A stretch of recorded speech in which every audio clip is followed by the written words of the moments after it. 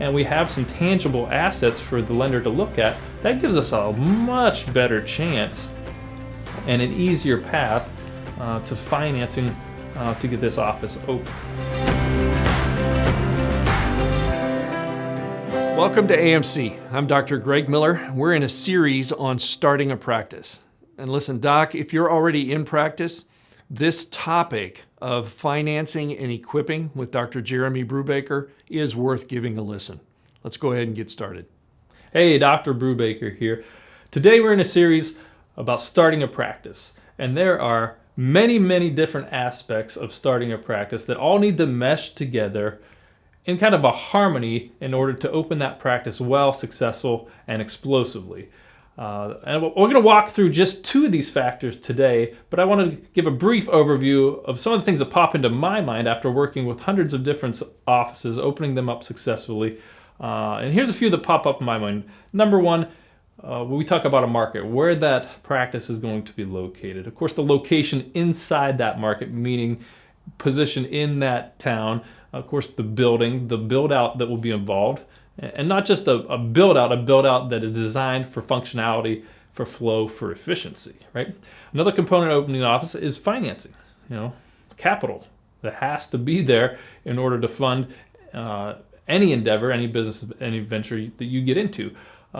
Marketing, right? Pre-opening marketing while in practice, staffing the office, which means not only just hiring a staff, but equipping them, training them, managing them, leading them. The different various processes in the office, everything from procedures, internal-wise for staff and for doctors, and procedures for patients, and just the overall systems that are involved, everything from software to accounting, you name it, is involved in opening this practice and opening it well. So the two that we're going to focus on today, like I said, we could talk about any one of these things in depth, but we're going to talk about financing an office and equipping an office. Two important early stage things. There probably isn't one earlier than financing, right? We don't get out of the gate if we don't have some sort of capital infusion into opening a business. So there's a couple different aspects I want to unpack, and some may be familiar to you, but I still want you to think about because they're just as real, and they become more real as you jump from either an associateship into owning and opening your practice, or if you're jumping from being a student who's never been in practice, and now you're thrown into not only a practicing doctor and managing staff, but a business owner. So there's, and again, maybe a doctor just looking to start up in a new location, right? So there's different aspects to this, but it all kind of comes back and starts with financing. So when I think about finance, when we talk about financing, we want to think about where does it start? And if we're going to go in a conventional route, we're going to go to a lender. We're going to go to SBA, for example. If we're non-conventional, we can get creative with financing. We may go to investors. We may go to family members, but somewhere there's got to be some capital infusion into this project. So the number one thing, if I'm talking to a student or someone early looking to open a practice, we start to look at your credit. Sounds pretty basic, fundamental, but you'd be shocked of how many people haven't paid attention to their credit, or various circumstances have got into situations where they now have poor credit. So a threshold that we see commonly when we go and we help doctors and when we connect them with financing is we need to get to a threshold of at least 675 on a credit score. Now, does that guarantee financing? Of course not. And 840 doesn't guarantee you financing. There's other components to that. So credit is a big one, though. The second thing we look at when we're talking about financing is just capital, meaning what have you, as the business opener, what have you saved? What capital are you infusing into the project?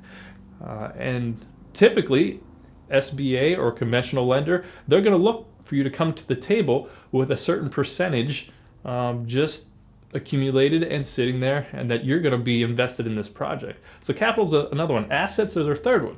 So assets meaning, do we have anything to secure the financing that we're going after?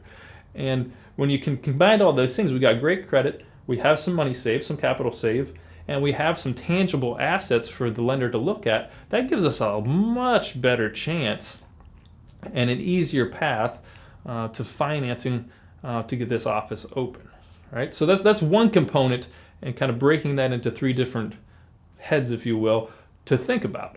Now, can it be done if any one of those threes isn't there? Sure, it can be done. There's ways to get creative. We won't get into those mechanisms necessarily on this recording, but there are ways to make that happen. Second part of financing, and it kind of ties in with the other topic, is equipping. So we need finances to equip the office, but we also got to be wise and smart when we do equip the office. And what I mean by that, countless times we run into new doctors that are so enthusiastic, they're going to get out and change the world, and they've been exposed to, at school, to really the top of the line equipment. Because what do suppliers, what do x-ray manufacturers, what do they put into our educational institutions? They normally put top end equipment. Now, why is that? Well, a couple reasons. Number one, the school does want up-to-date, cutting-edge technology. That's great. The second reason that they're in there is so the students get used to using the top-end equipment. So when they go out, what are they going to do? They're going to want that. So that's one of the biggest hurdles that we run into opening a practice is we all want the top-end equipment day one. And I'll caution you, and anybody that's owned a business or has been in the business world, has been in chiropractic, knows there is tangible overhead that starts even before day one.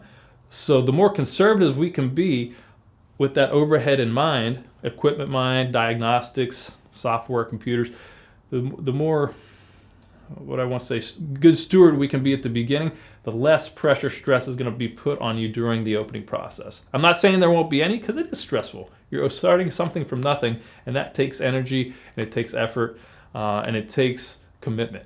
So that being said, when we think about that equipment, I want you to think about what you need. And ordinarily, if I'm working with a doctor and we're starting to go through this process of lining up financing, thinking about equipment, we will start creating a budget.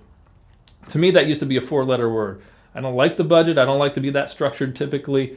But in business, if you're not structured and if you're not organized, you could be the best doctor, the best provider, but the business end falls apart, you're not going to be that for very long.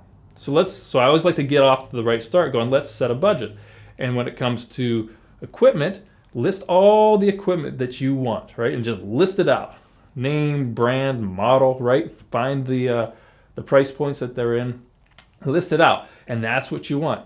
And then I want you to make another column of what you need, right? We can start with what we need and eventually get to everything that you want. And that's just the principle, not only with overhead, but patients really, once you open a practice, and those of you have, you understand that patients love to see the doctor grow. Meaning not only the volume that comes into the office, but they love to see him update. They love to see him, make some floor plan changes and paint and put higher end things in as they grow. Patients engage with that. So that's okay. I want you to think about what you need and make that list of what we need, bare bones, to get this thing like professional, right? So we're not going to cut every corner, but we want what we need, and then we'll get to what we want. So when we think about equipment, which ties back into financing, the less amount of financing you need, the easier that is going to be to obtain, right? If we go after, $60,000, or we go after $150,000 with with okay credit, limited experience, you can have a better shot at getting into practice if we can manage the equipment and those finances early. So make a budget. What we want compared to what we need is important. And then I'll talk about one last thing that kind of encompasses equipping and financing is how do you finance your equipment, right? I mean, we can get a SBA loan or conventional loan or whatever financing that we're getting and just flat out purchase it, right? And typically, there's some situations that make sense, like myself. I mean, I was all about used equipment, what I need, found it at ridiculous low price, so I just bought it, right? I could afford just to pay cash. Not many can do that. So that being said, I typically do not advise to lay all of our working capital out in equipment and leave us short-ended. And if you don't know what working capital is, it's just the amount of dollars we have for operating, right? It's our operating cash flow for those first few months. and that is a great thing to have. But if we dump it all into capital equipment on the front side, we have very little operating capital, which makes that stress level go up and up and up, and that is not a fun place to be. So I always encourage to look into leasing. And in this day and age, you can lease just about everything we need, from x-ray to tables to chairs to desks to computers. We can lease and package those into leases that make sense. Number one, it doesn't suck up our working capital, and you can pay those off typically, if they're structured right, at any time, which is great. Pay them off early. Love it, right? But it structures it in a way where I have working capital left. Number two, when I purchase, especially on a startup, if I purchase equipment, a lot of that is not, tax deductible. It's just not. The startup costs typically aren't. There may be some creative ways with your accountant to depreciate those and do things like that.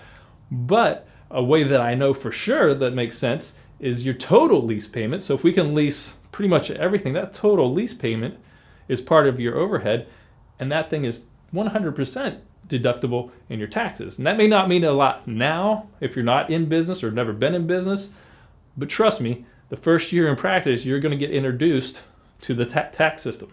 You're going to get introduced to the IRS, and we want to be smart and plan accordingly. And leasing is a perfect way to do that, right? Less capital out, I can write off the lease expense, and less pressure to get open. And again, I'm back to what we need compared to what we want.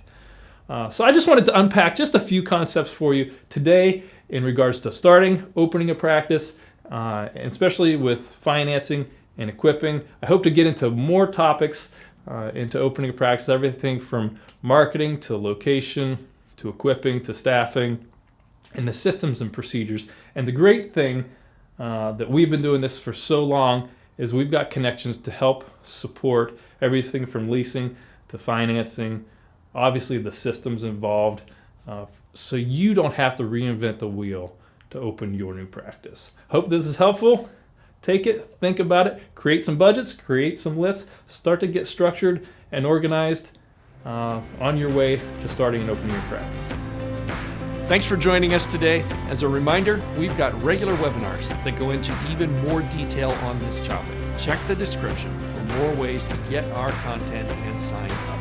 If you'd like more information about AMC and how it might help your practice, you can always reach out to us at amcfamily.com.